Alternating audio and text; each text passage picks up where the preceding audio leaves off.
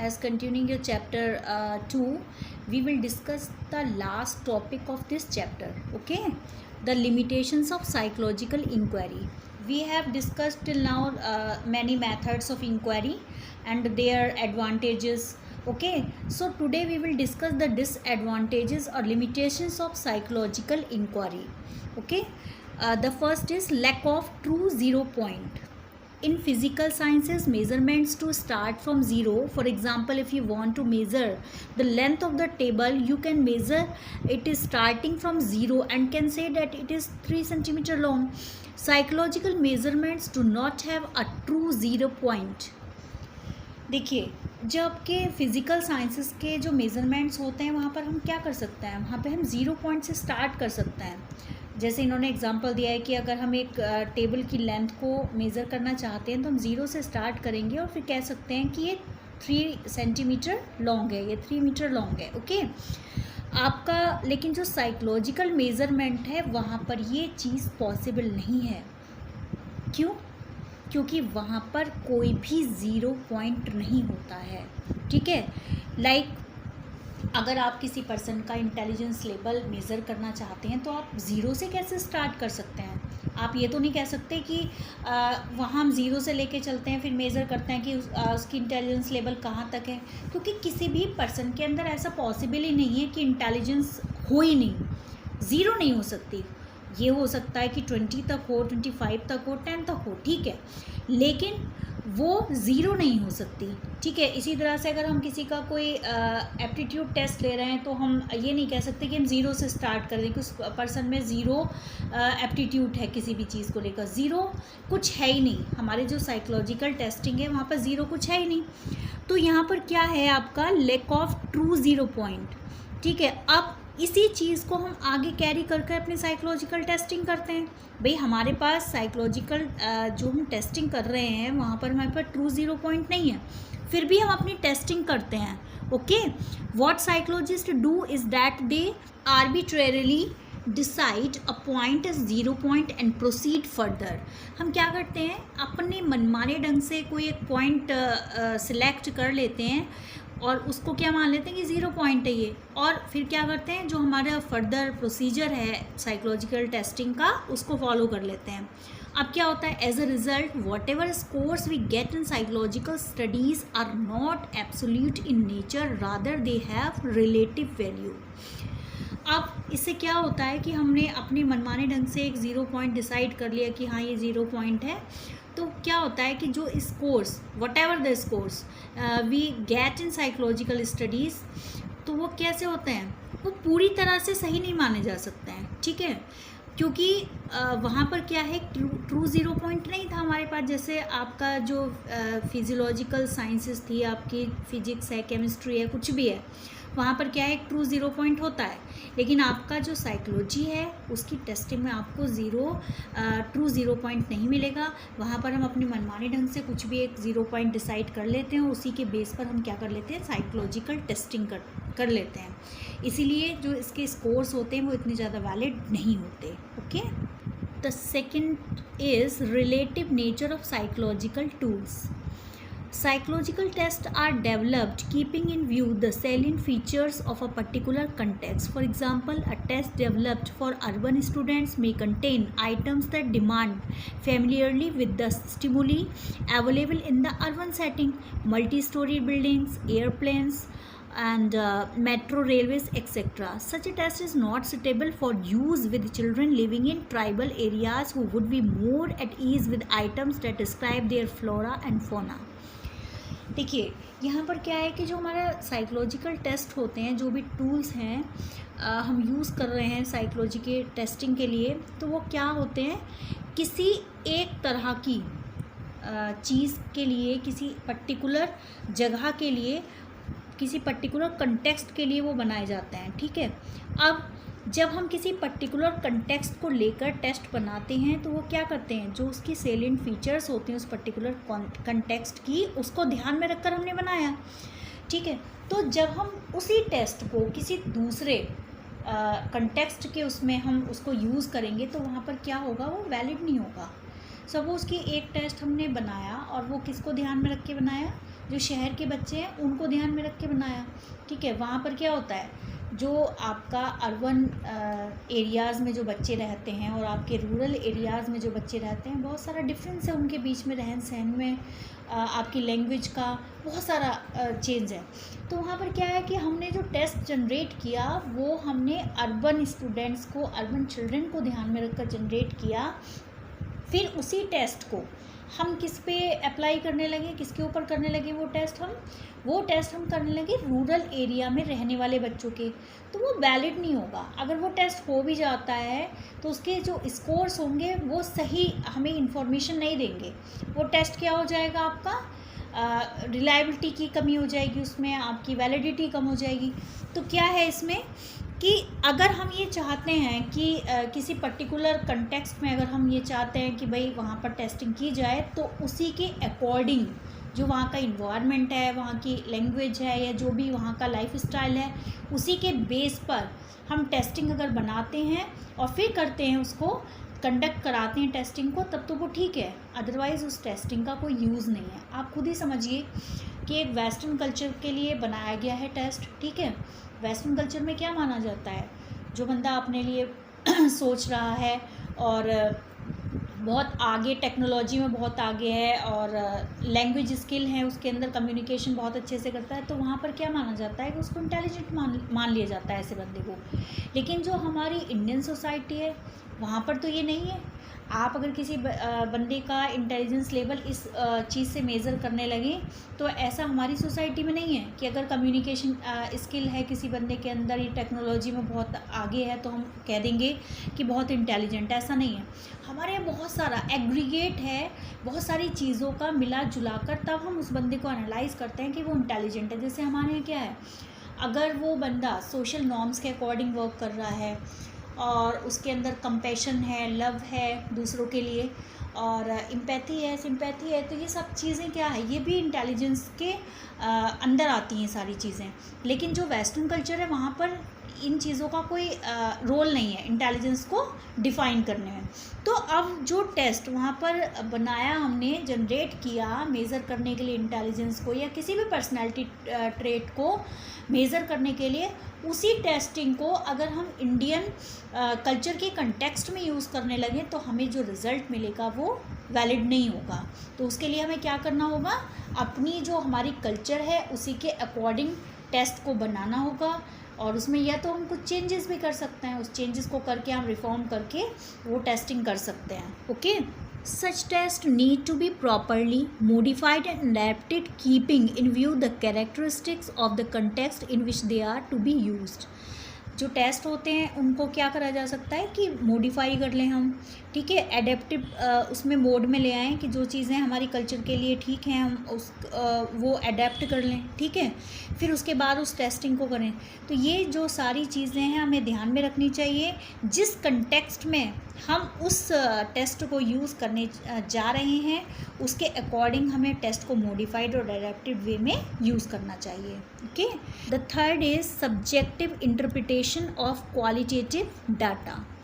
Data from qualitative studies are largely subjective since they involve interpretation on the part of the researcher as well as the person providing data. The interpretations may vary from one individual to the other. अब यहाँ पर बात आती है आपकी subjective interpretation की। Subjective interpretation क्या होता है? सब्जेक्टिव इंटरप्रिटेशन ये होता है कि किसी भी चीज़ को जब आप अपने पॉइंट ऑफ व्यू से इंटरप्रेट करने लगते हैं तो वो आपका सब्जेक्टिव इंटरप्रिटेशन हो जाता है। सपोज़ कि आपने एक ऑब्ज़र्वेशन किया, ठीक है। अब उस ऑब्ज़र्वेशन का जब डाटा आपने बनाया, उसका एनालिसिस किया, तो उस इंफॉर्मेशन में आपने अपने व्यूज़ भी ऐड किए। आपको ये अच्छा लगता है, मेरा मानना ये है, तो वहाँ पर क्या हुआ, वो सब्जेक्टिव इंटरप्रिटेशन हो गया, क्योंकि आपने जो रिपोर्ट कलेक्ट की है उसको एज इट इज़ नहीं वहाँ पे प्रेजेंट किया। आपने उसमें क्या करा, अपने खुद के व्यूज़, अपना खुद का परसेप्शन, अपनी खुद की थिंकिंग भी आपने वहाँ पर डाल दी। तो वो क्या होता है आपका सब्जेक्टिव इंटरप्रिटेशन। और ये कौन से डाटा में ज़्यादातर होता है? आपका क्वालिटेटिव डाटा में होता है। जो जैसे मैंने आपको कल एग्जांपल भी दिया था कल की क्लास में कि एक मदर है, अगर उसने अपना एक बच्चा खो दिया है, तो अगर हम उससे पूछ रहे हैं कि भाई आपको कितना दुख है, तो वो सारी चीज़ें जो है वो नरेट कर रही है सारी चीज़ें। अब वहाँ पर अगर हम सब्जेक्टिव इंटरप्रिटेशन देंगे तो वहाँ पर हो सकता है कि हमारी खुद की फीलिंग्स वहाँ पर आ जाएं जब हम इंटरप्रेट कर रहे हैं। तो वहाँ पर क्या करेंगे हम, ऐसा भी हो सकता है हम अपनी तरफ से लगे कि ऐसा लग नहीं रहा है कि इसकी मदर को कुछ ज़्यादा दुख हो बच्चे की, तो हमारा क्या है, वो हमारा जो लगना है वो क्या है, हमारा खुद का परसेप्शन है, जबकि खुद का परसेप्शन वहाँ पर नहीं डालना है। वहाँ पर हमें क्या करना है, जो भी वो वुमेन जो है बता रही है, जो लेडी बता रही है, उसको उसी तरीके से इंटरप्रेट करना है। और लेकिन ये हो जाता है, जो आपका क्वालिटेटिव डाटा जो कलेक्शन होता है उसमें आपका सब्जेक्टिव इंटरप्रिटेशन हो जाता है, लेकिन जो आपका क्वांटिटेटिव डाटा कलेक्शन है उसमें नहीं होता, क्योंकि वहाँ पर क्या है, जो भी चीज़ें बताई जाती हैं वो स्कोर्स के थ्रू हमारे सामने आती हैं। अब स्कोर्स को तो आप अपनी तरह से इंटरप्रेट नहीं कर सकते। जो सब्जेक्टिव इंटरप्रिटेशन है आपका कहाँ पे इफेक्ट डालता है, आपका क्वालिटेटिव डाटा पर इफेक्ट डालता है। Okay, now the last topic is ethical issues. यहाँ as you know, psychological research is concerned with human behavior. The researcher is expected to follow certain ethics for moral principles while conducting the studies. ये हम सभी को पता है कि जो हमारी साइकोलॉजिकल रिसर्च है वो किस पर डिपेंड है, किन चीज़ों को लेकर वो रिसर्च करती है, अपनी ह्यूमन बिहेवियर को। ठीक है, जब हम ह्यूमन बिहेवियर को एनालाइज करते हैं या उसके ऊपर रिसर्च करते हैं, तो जो कुछ हैं हमारी मोरल कंसर्न है वो हमें फॉलो करने चाहिए, जो सर्टेन एथिक्स हैं वो हमें फॉलो करने चाहिए, like respect for persons privacy and choice to participate in the study, beneficence or protecting the participants in the study from any harm, and justice or sharing the benefits of research with all participants. We will discuss all these principles in detail, like voluntary participation. This principle states that the persons on whom you want to conduct the study should have the choice to decide whether to participate or not to participate in the study. Voluntary participation means कि जिस भी person पर आप research करना चाहते हैं, psychological testing करना चाहते हैं, उसका क्या होना चाहिए, अपनी इच्छा से वो पार्टिसिपेट कर रहा हो, वो खुद से चाहता हो कि हाँ चलिए आप उसके ऊपर एक्सपेरिमेंट कर लीजिए, आप उस पर रिसर्च कर लीजिए। ऐसा नहीं है कि वो जो है वो अनविलिंगली आप उसको अपनी साइकोलॉजिकल टेस्टिंग के लिए यूज़ कर रहे हो। तो वहाँ पर क्या ज़रूरी होता है कि वो वॉलेंट्री पार्टिसिपेशन करे, उसकी अपनी खुद की एक डिसीज़न है कि भाई हाँ चलिए कर लीजिए मेरे ऊपर psychological testing, I am ready for that. अगर वो नहीं कर रहा तो वहाँ आपका जो एथिकल इशू है वो क्या कह रहा है कि आप उसके ऊपर साइकोलॉजिकल टेस्टिंग ना करें। अगर वो बंदा अनविलिंगली वहाँ पर पार्टिसिपेट कर रहा है, इट मीन्स कि वो जो साइकोलॉजिकल टेस्टिंग है आपकी वो एथिकल नहीं है। Okay, the participant should have the freedom to decide about their participation without any coercion और excessive inducement, and the freedom to withdraw from the research without penalty once it has begun. अब ये जो आपका participant है जिसके ऊपर आप research कर रहे हो, तो उसको ये फ्रीडम होनी चाहिए कि बिना किसी प्रेशर के, बिना किसी दबाव के वो पार्टिसिपेट करे उस रिसर्च के लिए, और उसको ये भी फ्रीडम होनी चाहिए वो कभी भी चाहे तो विड्रॉ कर सकता है। अगर आपने एक प्रोसीजर स्टार्ट कर भी दिया उसके ऊपर, तो आप ऐसा नहीं है कि पेनल्टी लगा दे कि अगर आप बीच में छोड़ के जाएंगे साइकोलॉजिकल टेस्टिंग को तो आपको पेनल्टी देनी पड़ेगी किसी भी तरह की। तो वहाँ पर क्या है, वो फ्री होना चाहिए, वो जब चाहे वहाँ से विड्रॉ कर सकता है, वो जब चाहे उस साइकोलॉजिकल टेस्टिंग को छोड़ के जा सकता है, ये फ्रीडम उसको होनी चाहिए। Voluntary participation is must for psychological testing. The next is informed consent. It is essential that the participants in a study should understand what will happen to them during the study. ये ज़रूरी है कि जो participants होते हैं जिनके ऊपर हम स्टडी कर रहे हैं, उनको ये पता होना चाहिए कि क्या होगा जब हम स्टडी करेंगे, जो हम साइकोलॉजिकल टेस्टिंग करेंगे उसके दौरान क्या क्या हम करेंगे, क्या क्या क्वेश्चंस पूछेंगे, किस तरह से हम उनके ऊपर टेस्टिंग करेंगे, ये सब कुछ उनको पता होना चाहिए। ठीक है. The principle of informed consent states that potential participants must receive this information before data from them are collected so that they make an informed decision about participation in the study. जब उनको ये पता होगा कि आप किस तरह से डाटा कलेक्ट करोगे, क्या आपका प्रोसेस है, तो वहाँ पर क्या है, वो कंसेंट भी दे सकते हैं उसके लिए और नहीं भी दे सकते हैं. तो ये उनके ऊपर डिपेंड करता है कि आपका जो प्रोसीजर है उसे जानकर वो उसके लिए अपनी कंसेंट दें या ना दें. तो ये ज़रूरी है कि आप उनको बताएं कि आप किस तरह से डाटा कलेक्ट करेंगे. Okay. In some of the psychological experiments, electric shock is given to the participants during the experiment. Still, in some cases, obnoxious stimuli are presented. अब जैसे हमारे जो कई साइकोलॉजिकल टेस्टिंग होते हैं, एक्सपेरिमेंट्स होते हैं, उसमें क्या करते हैं कि हम इलेक्ट्रिक शॉक भी देते हैं जो पार्टिसिपेंट्स होते हैं, ठीक है, या फिर ऑब्नॉक्शियस स्टिमुली भी देते हैं. ऑब्नॉक्शियस स्टिमुली कौन से होते हैं, जो हार्मफुल होते हैं, अनप्लीजेंट होते हैं. तो उसमें क्या है कि अगर हम उनको पहले नहीं बताएंगे और अचानक से टेस्टिंग के बीच में हम ये सारी चीज़ें कर रहे हैं, तो ये चीज़ गलत है, एथिक्स के खिलाफ है ये.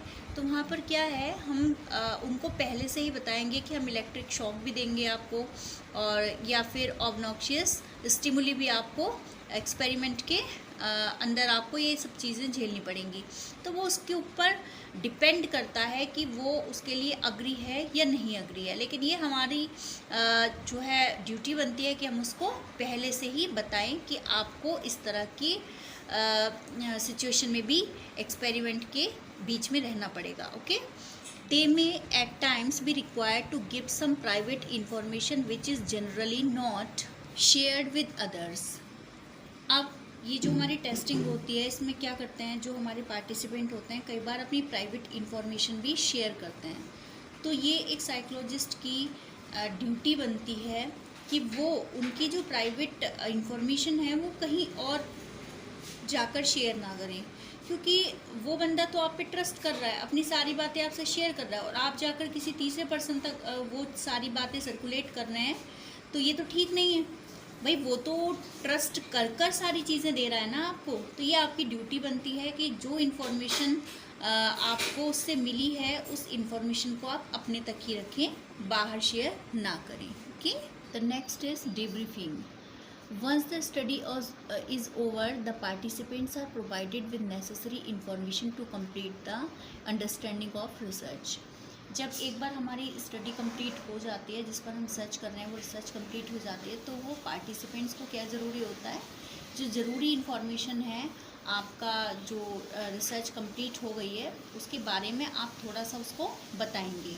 ओके. जिससे क्या होता है कि उसको ये पता हो जाता है कि जो स्टडी आपने उसके ऊपर की है, रिसर्च उसके ऊपर, उसका मोटिव क्या था. Okay. This particularly important if deception has been used in the study. Debriefing ensure that participants leave the study in the same physical and mental state as what they entered. ये इसलिए भी ज़रूरी है debriefing, क्योंकि जो participant हैं जिस mental state को लेकर आपके टेस्ट में एंटर हुए थे, उसी मेंटल स्टेट के साथ उनको वो टेस्ट छोड़ना चाहिए. उनको ये पता होना चाहिए, सपोज़ कि आपने किसी पर्सन को सब्जेक्ट को सिलेक्ट किया, ठीक है, आपने बताया कि आप उसके ऊपर टेस्टिंग कर रहे हैं, ठीक है, वो बंदा आ गया टेस्टिंग के लिए. उसके बाद जब टेस्टिंग आपकी कंप्लीट हो गई, अगर आप उसे कोई इन्फॉर्मेशन ही नहीं देंगे, कि अपने टेस्ट के बारे में कुछ नहीं बताएंगे, तो वो बंदा तो एंग्जाइटी के साथ जाएगा, वहाँ से कुछ ना कुछ स्ट्रेस लेके जाएगा आपकी टेस्ट, क्योंकि आपने उसको इन्फॉर्म ही नहीं किया कि आपने क्या टेस्ट किया, किस टाइप का टेस्ट किया. तो वो चीज़ें नहीं होनी चाहिए. हमें अपने टेस्ट के बारे में कुछ नेसेसरी इन्फॉर्मेशन सब्जेक्ट को दे देनी चाहिए कि ये टेस्ट आपके ऊपर था, कुछ मेमोरी टेस्ट था, ये हमने आपके कुछ मेमोरी के कुछ सर्टेन एरियाज़ थे, उसको स्टडी करने के लिए टेस्ट किया था. तो वो क्या होगा, वो बंदा जिस स्टेट में, जिस मेंटल स्टेट के साथ टेस्ट के लिए एंटर किया था उसने आपके साथ, तो वो उसी मेंटल स्टेट के साथ विदाउट एनी फियर और anxiety he will go. Okay. Sharing the result of the study. In psychological research, after collecting information from the participants, we come back to our places of work, analyze the data and draw conclusions. It is obligatory for the researcher to go back to the participant and share the results of the study with them. अब हमारी जो psychological research है, study हो गई, उसके बाद क्या करते हैं, हम अपने वर्क प्लेस पर आ जाते हैं, ठीक है। उसके बाद हम क्या करते हैं, एनालिसिस करते हैं डाटा का, फिर क्या करते हैं, हम कंक्लूजन्स ड्रॉ करते हैं।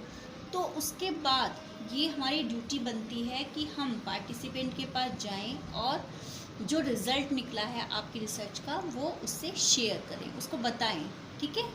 Last is confidentiality of data source. The participants in a study have the right to privacy. जो हमारे पार्टिसिपेंट हैं वो क्या चाहते हैं, प्राइवेसी चाहते हैं, ये उनका राइट बनता भी है। The researcher must safeguard their privacy by keeping the information provided by them in strict confidence. जो आपका रिसर्चर है उसको क्या करना चाहिए, जो इन्फॉर्मेशन आपने कलेक्ट की है, जो भी चीज़ें आपने कलेक्ट की हैं ड्यूरिंग द साइकोलॉजिकल टेस्टिंग, वो क्या करे, उनको कॉन्फिडेंशली उनको उस रिकॉर्ड को मेंटेन करके रखे। ऐसा नहीं है कि आपने वहाँ पे जो भी चीज़ें कलेक्ट की हैं, जो भी डाटा आपने कलेक्ट किया वो सबको बताते घूमे आप, क्योंकि वो चीज़ गलत है। The information should only be use for research purposes and in no circumstances it should be passed on to other interested parties. आप अगर उस डाटा को रिसर्च की पर्पज़ से तो यूज़ कर सकते हैं, ठीक है, लेकिन ऐसा नहीं होना चाहिए कि आपके पास कोई अदर पार्टी आए, इंटरेस्टेड पार्टी, और आपसे कहे कि लाइए हमें डाटा दे दीजिए, हम देखना चाहते हैं कि इंडिविजुअली किस किस बंदे ने क्या क्या इन्फॉर्मेशन आपको दी है। तो ये गलत है। देखिए बेटा, साइकोलॉजी एक ऐसा सब्जेक्ट है जहाँ पर अगर आप साइकोलॉजिस्ट बनना चाहते हैं या आप काउंसलर बनना चाहते हैं, साइकेट्रिस्ट बनना चाहते हैं, तो वहाँ पे आपके अंदर ये एबिलिटी होनी चाहिए कि आप सब्जेक्ट की या पार्टिसिपेंट की जो भी बातें हैं, जो भी चीज़ें वो आपसे शेयर कर रहा है, उसको कॉन्फिडेंशियल रख सकें। अदरवाइज़ आपके पास आएगा ही कौन भाई। देखिए, आप काउंसलर रूम में जाते हैं तो वहाँ पर आप सारी बातें शेयर करके आते हैं। अब काउंसलर अगर उन बातों को अदर लोगों के साथ शेयर करने लगे, अदर स्टूडेंट्स के साथ शेयर करने, अदर टीचर्स के साथ शेयर करने लगे, तो क्या काउंसलर के पास कोई अपनी प्रॉब्लम्स लेके जाएगा? नहीं जाएगा। तो साइकोलॉजी के जो बंदे होते हैं, ये एबिलिटी उनमें होनी चाहिए कि वो बातों को कॉन्फिडेंशियल रख सके, ठीक है।